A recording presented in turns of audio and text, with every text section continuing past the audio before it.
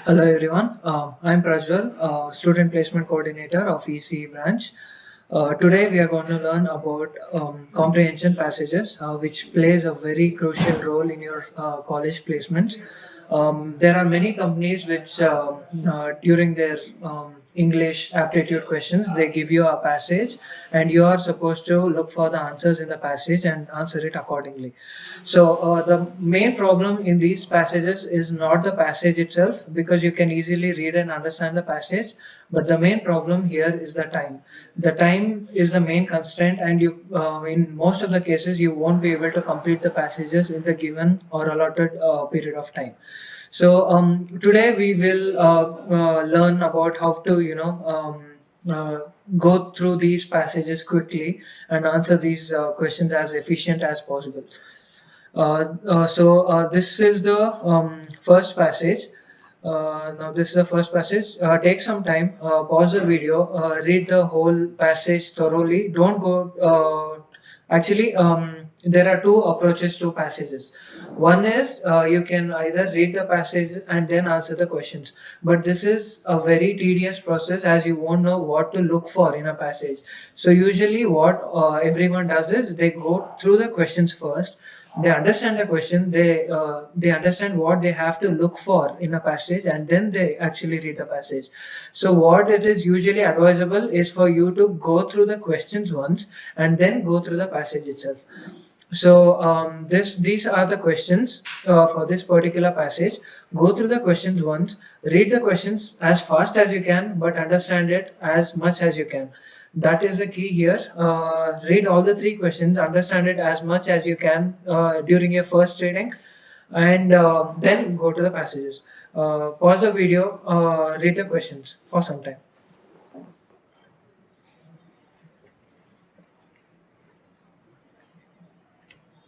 Okay, I expect you guys have gone through the questions now. Now read the passage itself. Take some time, read it thoroughly. Don't read things which are not required.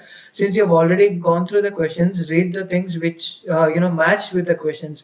Even though you might not find the answers at one go, but you will, most of the cases you will find at least a line in the vicinity of the answer. So go through the passage, read it properly in order to find the answers.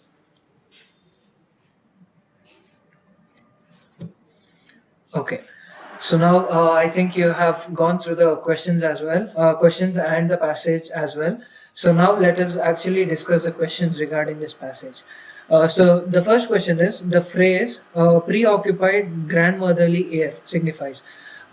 This actually is present in this line, and this is where it comes in the passage. So you have to note that this is okay. While learning English, you have to be very thorough with the vocabulary. You have to have a wide range of vocabulary, and it is a never-ending process. You have to keep expanding your vocabulary on a daily basis.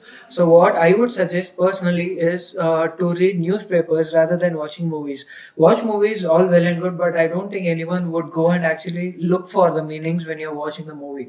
So read some novels, read newspapers daily, at least for some time. Or you can also try apps like Magos GRE flashcards. You can actually learn 5-6 words per day.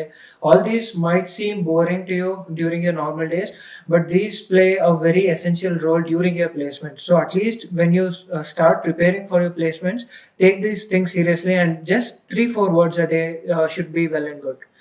So yeah, again going to the questions. The phrase preoccupied grandmotherly air. So you have to actually know what the meaning of this is in the passage. So to do this, you can either you can read one sentence in which this particular words are included. So this starts from "I watched him" and ends at "to shoot him." So when you go through the whole line, it ends at "the elephants have." So when you go through the whole line, you can know that it says something like preoccupied grandmotherly air. So it is something which is think something about your grandmother, like how they are affectionate, calm towards you, something a sort like that. So that is the reason why these words are included in here. So for this question, a very most matchable or suitable answer would be option D. Next question is from the passage, it appears that the author was.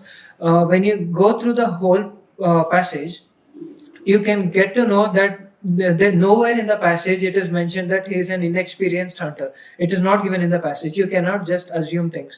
So if it is not perfectly given in a passage, just don't assume. That is the mistake most of the people do, and I'm no exception to it. So since you've already gone through the passage, you know he's not inexperienced. He is not possessed with fear because he's already done hunting before, and he is not. So the two options would be kind and considerate and a worried man.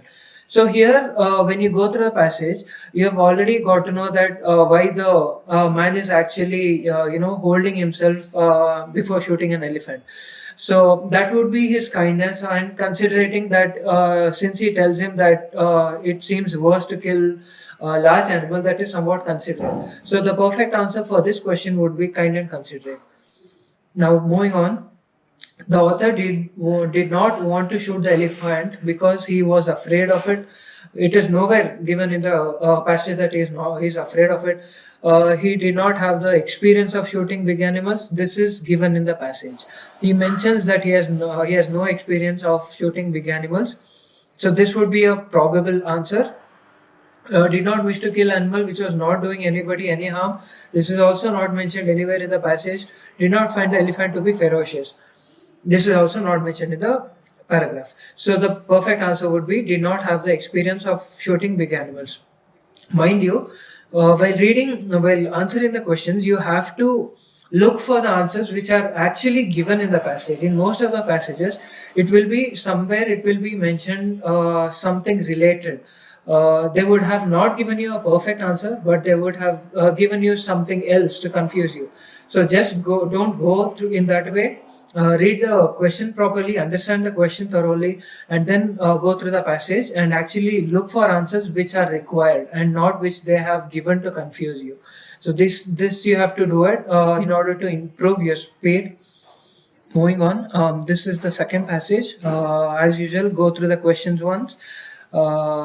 These are the questions. Go through the questions once. Go through the options as well. Take some time to understand the questions thoroughly, but do it as fast as you can.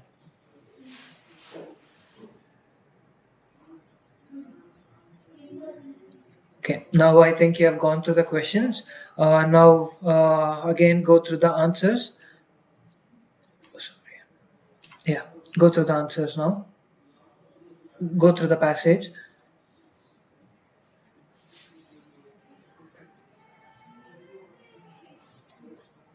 Okay, I think you're done with the passage, reading the passage.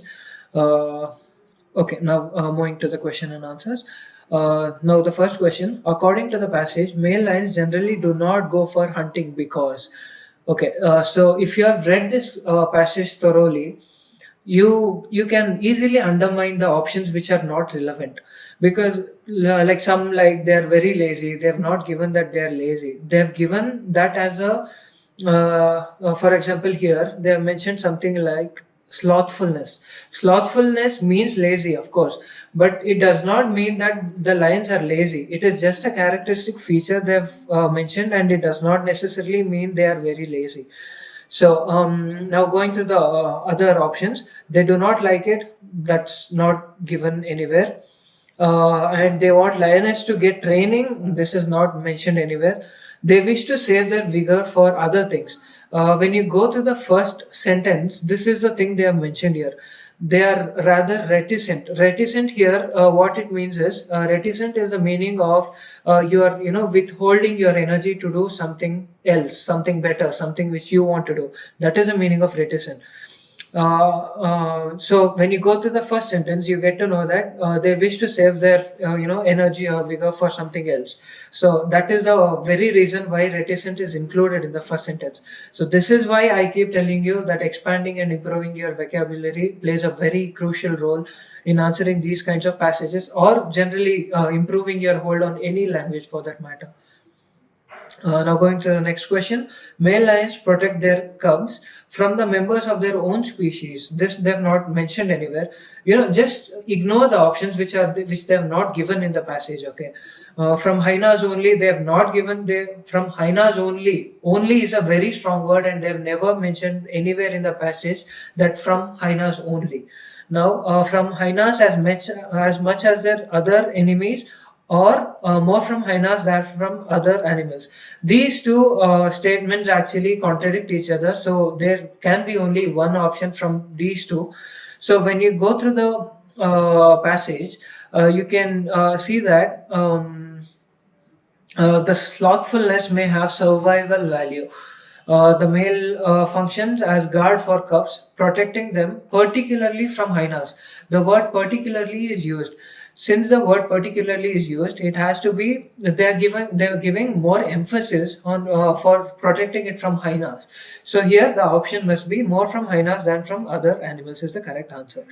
Lioness go for hunting all alone with their male partners only, with their cubs, and male partners with their cubs only. This is a very easy question, and the answer is C, with their cubs and male partners, because they have given here. You can, if you go through this, the from here to here, you can easily get to know that lioness are in front, the cubs lag playfully behind, and the males bring up the rear, walking slowly with massive heads nodding with each step. So it's very clear from the passage that the lioness are in front and kids behind them, and the lions walking behind them and protecting the cubs. So all the three members of the family have to be there. Okay, now going to the last question. When the lioness go in search for their prey, they are very serious, cautious, playful, sluggish. Mind you, when you go through the passage, sluggish is something which is not taking it very seriously, which would be or possible characteristic of a male lion. Playful would be obviously of the cubs. Now, serious and cautious. They have given in the passage that tensely scanning ahead. Tensely scanning ahead is like a synonym or a description of what is actually for cautious. So the option must be B, which is cautious. So these two passages are just an example or an introduction for you to the whole world of passages. There are a lot of passages, lot of questions, lot of types, and there may be anything. So the only way to improve you in these kinds of passages is to work on them daily, work on your vocabulary, improve your vocabulary, talk to people in English. So be confident, and that would actually help you a lot in English. So yeah, that's it. All the best.